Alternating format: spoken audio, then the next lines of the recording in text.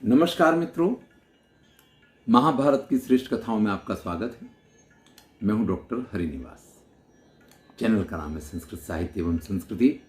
इधर विदुर ने युधिष्ठिर को तो समझाया है, लेकिन धृतराष्ट्र का जब क्रोध उतरता है तब उनको ये एहसास होता है कि अगर विदुर हमसे दूर हो गए तो संभवतः हमारा विनाश और नजदीक आ जाएगा, क्योंकि विदुर हस्तिनापुर की सभी राज जानते हैं। देखिए, मैं यहाँ बिल्कुल जो महर्षि वेदव्यास ने नहीं लिखा है वो भी कल्पना से हम समझ सकते हैं। तुरंत ही धृतराष्ट्र विदुर को बुलाने के लिए अपने जो सारथी संजय है उसको भेजते हैं।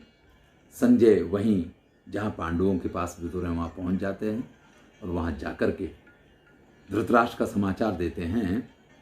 सा व्यलीकम परम प्राप्तो मत्तः परम बुद्धिमान त्यक्षामि जीवितम प्राज्ञ तम गच्छानय संजय। वो कहते हैं कि मुझे महाराज ने ये आज्ञा दी है कि हे संजय, अगर आप विदुर को लेकर के नहीं आएंगे तो मैं अपने प्राणों का परित्याग कर दूंगा।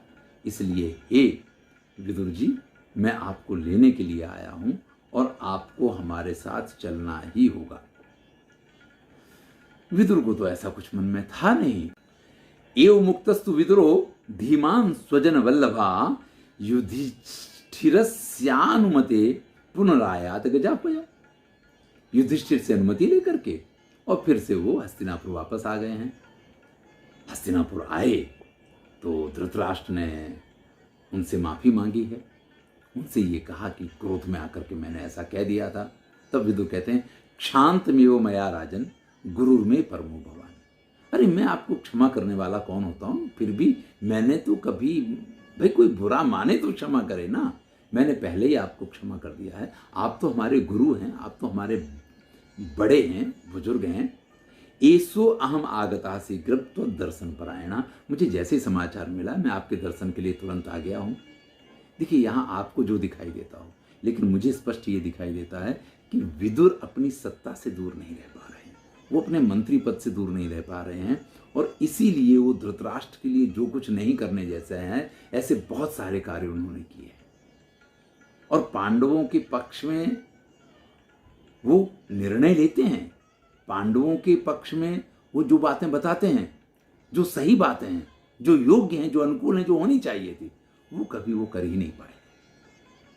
तो इस प्रकार से महात्मा विदुर से दुखी धृतराष्ट्र ने सलाह पूछी, लेकिन जब सलाह दी गई तो उनको बड़ी बुरी लगी। विदुर का परित्याग कर दिया। विदुर पांडवों के पास पहुंच गए, लेकिन वहां पे भी चैन नहीं पड़ा धृतराष्ट्र को, और फिर विदुर को बुलवा लेते हैं।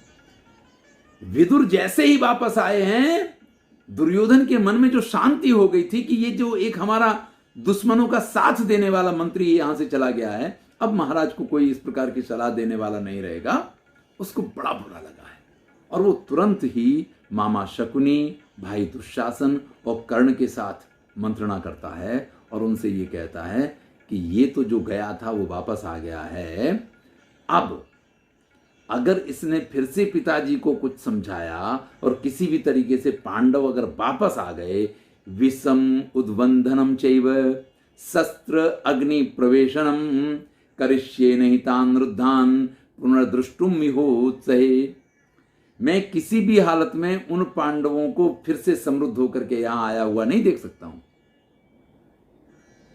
चाहे मैं विष खा लूंगा, चाहे मैं बंधनम, गले में फंदा लगा करके लटक जाना, फांसी लगा लूंगा, चाहे मैं अपने आप को शस्त्र से काट लूंगा या मैं अग्नि में प्रवेश करूंगा, कुछ भी करूं, मैं मर जाऊंगा, लेकिन उनको आगे बढ़ते हुए अब मैं नहीं देख सकता। ऐसे में मामा शकुनी उसको समझाते हैं कि क्या तुम्हारा दिमाग खराब है? इस प्रकार की बात कोई करता है? अरे, उनकी अभिवृद्धि संभव ही नहीं है। पहली बात तो यह है कि पांडव जो हैं वो धर्म का पालन करने के लिए वो अपनी प्रतिज्ञा को पूर्ण करेंगे, और प्रतिज्ञा पूर्ण करेंगे तो वापस आएंगे नहीं। और अगर तुम्हारे पिताजी उनको बुला भी लेते हैं तो हम बिल्कुल मध्यस्थ रहेंगे। हम किसी बात में ये नहीं कि नहीं उनको नहीं बुलाना चाहिए, क्यों बुला लिया, लेकिन हम उनके छिद्रों को देखते रहेंगे। जब कोई ऐसा मार्ग मिलेगा फिर से हम उनके ऊपर प्रहार करेंगे और फिर से वही स्थिति में उनको पहुंचा देंगे। दुशासन को शकुनी मामा की बात अच्छी लगती है, उसका समर्थन करते हैं। कर्ण भी काम मीक्षा महे सर्वे दुर्योधन तवेप्सितम, दुर्योधन से कहता है कि हम सभी लोग तुम जो चाहते हो वही तो करने के लिए तैयार हैं। भाई इस बारे में हम सबका एक मत्यम हीनो राजन सर्वेशाम एव लक्ष्यते, हम सबका एक मत है कि पांडव वापस नहीं आएंगे। हम सब इस बात को मानते हैं कि पांडव वन में से वापस नहीं आएंगे। आपके पिताजी बुलाएंगे तो भी वो वापस नहीं आएंगे। और आगमिष्यन्ति चेन मोहात पुनर्द्यूतेन तांजय, अगर मोहवश आ भी जाते हैं तो फिर हम द्यूत से उनको जीत लेंगे, फिर हम उनको भेज देंगे। तो ये बहुत चिंता करने की बात नहीं है। अब कर्ण की ये जो बात थी ना, वो थोड़ी दुर्योधन को चुभ जाती है, क्योंकि इसमें यह कहा गया कि पांडव जो हैं वो अपने धर्म का आचरण करेंगे इसलिए आएंगे नहीं, और आएंगे तो हम फिर जुआ में उनको हरा के भेज देंगे। इससे कहीं ना कहीं वो एक टकोर थी कि हमारे पास तो मामा शकुनी और उनकी द्यूत विद्या है ना, हम उसका आश्रय ले सकते हैं। कर्ण का ये जवाब जो है दुर्योधन को बिल्कुल भी अच्छा नहीं लगा। महर्षि वेदव्यास लिखते हैं, एव मुक्तस्तु कर्णेने राजा दुर्योधनस्तदा नाति हृष्ट मनः क्षिप्रम अभवत सा परांगमुखा। उसको अच्छा नहीं लगता, अपना मुंह घुमा लेता है। अब चूंकि दुर्योधन को कर्ण तो अपना मित्र मानता है, इसलिए उससे ये कहता है कि ठीक है, हम सब आपका भला चाहते हैं, हम सब चाहते हैं कि आप सुखी हो जाएं। इस समय जब पांडव कमजोर हैं, ना तो उनके साथ उनके सहायक हैं, ना ही उनके पास कोई सेना है, ना ही वो किसी प्रकार की तैयारी कर पाए हैं, ऐसे में हम लोग आक्रमण कर दें उनके ऊपर और उनको वहां मार के खत्म कर दें। जब पांडव मर जाएंगे ना, तभी जाकर के इनको परम शांति की प्राप्ति होगी। यहां कर्ण शकुनी दुशासन की उपस्थिति में दुर्योधन से ये कहता है कि मुझे मालूम है कि आपको तभी शांति प्राप्त होगी जब ये पांडवों की मृत्यु हो जाएगी। और कर्ण इतना कहने के बाद बिल्कुल वन में जाकर के पांडवों को मारने की तैयारी करता है और कहता है कि सबसे कि चलो साथ में। सभी लोग तान प्रस्थितान परिज्ञाय, उन सबको आक्रमण के लिए तैयार होकर जाते हुए देख करके कृष्ण द्वैपायना प्रभु, कृष्ण द्वैपायन व्यास जो हैं वो वहां आकर के पहुंच जाते हैं और वो दुर्योधन को रोकते हैं। प्रतिसिद्ध्यात तान सर्वान, उन सबको रोकते हैं और उनसे ये कहते हैं कि आपको ऐसा नहीं करना चाहिए। यही हमारे जीवन की विडंबना है। हम एक गलत कार्य करते हैं तो हमें नींद आनी बंद हो जाती है, हमें हमेशा चिंता लगी रहती है कि हमारे साथ क्या होगा। फिर हम अपने उस गलत कार्य को सही सिद्ध करने के लिए एक के बाद एक गलत पे गलत कार्य करते चले जाते हैं।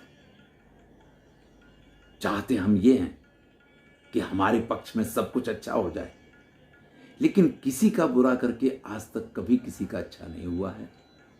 यही स्थिति यहां कौरवों की है। उन्होंने पांडवों का राज्य, धन, संपत्ति, समृद्धि सब कुछ जीत तो लिया है, लेकिन उसको प्राप्त करने के बाद भी उनको शांति नहीं मिल रही है। ऊपर से उनको हमेशा पांडवों का एक भय बना रहता है। अब उस भय को भी मूल से वो मिटाना चाहते हैं और इसलिए पांडवों को मार डालने का निर्णय करते हैं। लेकिन कोई ना कोई, जब कोई एक श्रेष्ठ व्यक्ति घर परिवार में होता है ना, तो वो इस चीज को रोकता है। यहां विदुर रोक रहे थे, अब महर्षि वेदव्यास ने आकर के, क्योंकि उनको मालूम है कि विदुर की बात यहां नहीं मानी जाएगी, तो महर्षि वेदव्यास स्वयं आए हैं और उन्होंने रोका है।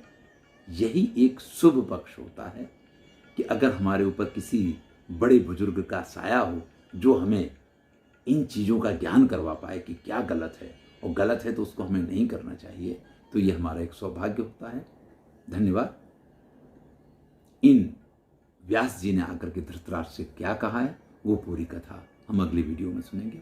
मैं हूं डॉक्टर हरिनिवास और चैनल का नाम है संस्कृत साहित्य एवं संस्कृत।